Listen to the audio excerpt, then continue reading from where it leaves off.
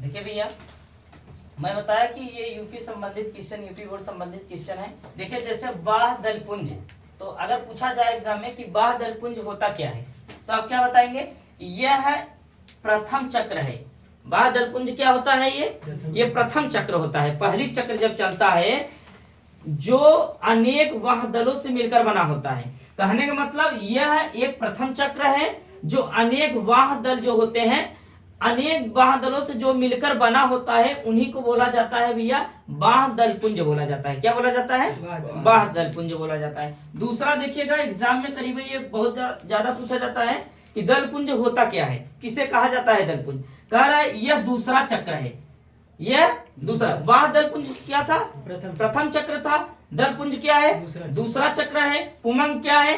तीसरा चक्र होता है। जयांग क्या होता है? चौथा चक्र होता है। तो दूसरा चक्र क्या है? यह दूसरा चक्र होता है। दलपुंज क्या होता है? दूसरा दल क्या होता है? दूसरा चक्र होता है जो अनेक दलों से मिलकर बना होता है। और यह जो होता है ये प्रथम चक्र होता है जो अनेक बादल से बनकर होता है। समझ में आ रहा है? नहीं, पुमंग क्या होता है?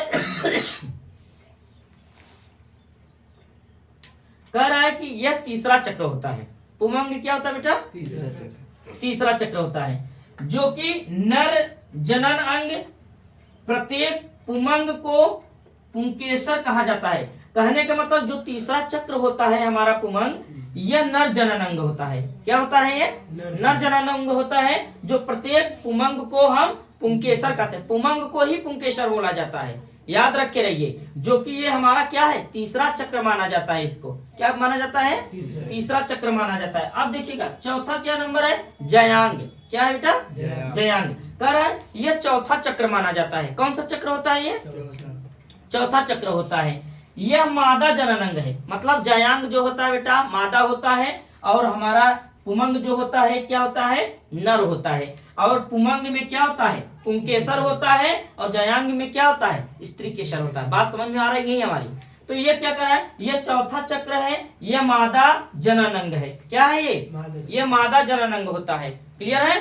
अगला देखिएगा, इस चक्र में एक या एक से अधिक अंडक या स्त्री केसर होते हैं। अभी मैं जस्ट बताया भैया कि जो पुमंग होता है वह क्या होता है?